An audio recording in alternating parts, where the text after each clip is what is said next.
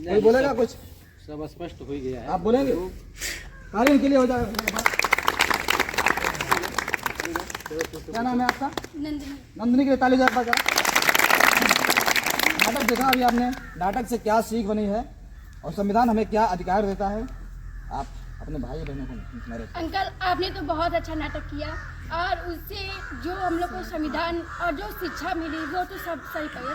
आपने ये भी बताया अंत में कि दहेज देना कानून अपराध है, लेना भी कानून अपराध है। तो क्या गांव में ऐसा कुछ हो रहा है? नहीं हो रहा है अभी तक। वही एक मिनट दहेज दे भी रहे हैं। और जो ये बात है जो बेटियों को पढ़ाने के लिए अभी भी ऐसे माता पिता हैं जो कहते हैं कि बाद तक बेटियों को पढ़ाकर शादी कर दिया जाएगा। तो ऐसा क्यों होता है? ऐसा क्यों? बेटियों को पढ़ाना चाहिए ना।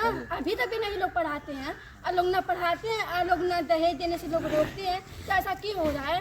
बस अगर हमारा जवाब अब किसी के पास जाता है तो बस यही कहना चाहते हैं जो आपने जो बताया है उसको सब लोग सुने। आपने तो बताया मनोरंजन में हम लोग का हुआ और हम लोग उबे भी नहीं। तो उन लोग को जो हम लोग से बड़े हैं उन लोग को तो सीख मिलनी चाहिए। वो लोग भी तो सोचें जो आप लोग बताएं वो उनको मिले और वो डट के इसका सामना करें। गुड। इसका निजात एक ही है, हम सभी नागरिकों को जहाँ पे ऐसा मौका था हमें पहल करनी होगी, संवाद करना होगा। संवाद ही सोल्यूशन है। जब हम अपनी बात नहीं रखेंगे वहाँ तक बात नहीं जाएगी। जब संवाद ही नहीं होगा तो कहाँ सोल्यूशन होगा? हम देख करके चुप करके अपनी आंख बंद कर लें, सोल्यूशन नहीं होगा ना। नहीं होगा तो कदम बढ़ाना पड़ेगा। आपको मिलकर के, हमें मिलकर के, आपको मिलकर के, सबको कदम बढ़ाना है। अभी एक आदमी थोड़ी है कि कहीं से बैठ करके इसको दूर कर देगा। ये हर नागरिक का दायित्व है ना।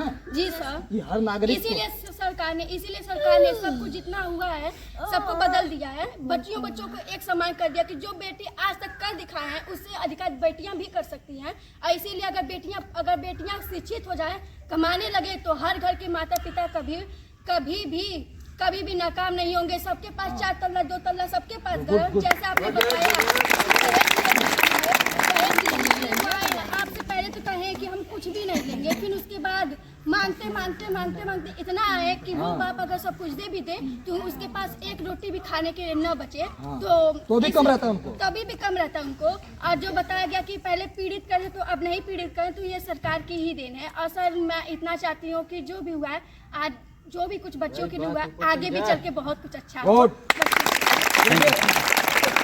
जैसे दहेज की बात आती है हमें उस पर एक्शन लेना पड़ेगा, संवाद करना पड़ेगा।